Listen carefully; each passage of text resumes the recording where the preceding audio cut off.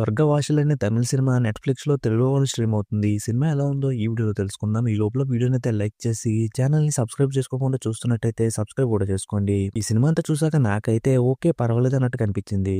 ఈ cinema story ఏంటంటే hero చెయ్యని తప్పుకి జైలుకెళ్తాడు.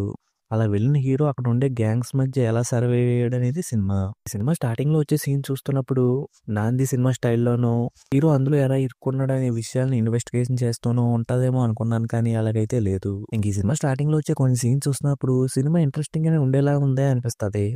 కానీ తర్వాత అంత ఇంట్రెస్టింగ్‌గా ముందుకు వెళ్ళినట్టు అస్సలు అనిపించదు. అక్కడక్కడ పర్వాలేదు అనిపిస్తది కానీ మొత్తంగా అయితే ఇంట్రెస్టింగ్‌గా ఉండదు. ఇక ఈ సినిమాని కథగా మనకు చూపించినట్టు కాకుండా నారేషన్ స్టైల్‌లో క్యారెక్టర్‌లన్నీ మనకి కథను చెప్తూ ఉంటాయి. ఇంక సినిమాలో చాలా వరకు కష్టాలు, బాధలు, ఇబ్బందులు ఇవే ఉంటాయి. ఇక సినిమా అంతా జైల్లోనే ఉండడం, ఆ క్యారెక్టర్‌లన్నిటిని అలా చూడడం, గోలగోలగా ఉన్న ఫీలింగ్ వచ్చింది. ఇంక సినిమా ఎండింగ్ కూడా నాకైతే సాటిస్ఫైయింగ్‌గా అనిపించలేదు. ఇక ఈ సినిమాలో మెయిన్ లీడ్‌గా చేసింది ఆర్‌జే బాలాజీ గారు.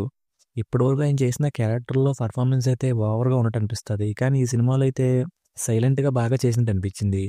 అలాగే విలన్‌గా కనిపించిన అతను కూడా చేశాడు. ఇక సినిమాలో బ్యాక్‌గ్రౌండ్ స్కోర్ కూడా పర్వాలేదు అనిపించింది. ఫైనల్‌గా ఇలాంటి సినిమాని చూస్తున్నాం అని గనుక ఫిక్స్ అయిపోయి ఈ సినిమాని చూస్తే ఈ సినిమా పర్వాలేదు అనిపిస్తది. అంతకు మించి ఎక్స్‌పెక్ట్ చేస్తే కొంచెం డిసప్పాయింట్ అయితే అవుతారు. ఇక ఈ సినిమాకి నేను ఇస్తున్న రేటింగ్ అయితే 2.5 ఔట్ ఆఫ్ 5. ఇక వీడియోని క్లోజ్ చేసే ముందు వీడియోని లైక్ చేసి ఛానెల్‌ని సబ్స్క్రైబ్ చేసుకోకపోతే సబ్స్క్రైబ్ కూడా చేసుకోండి.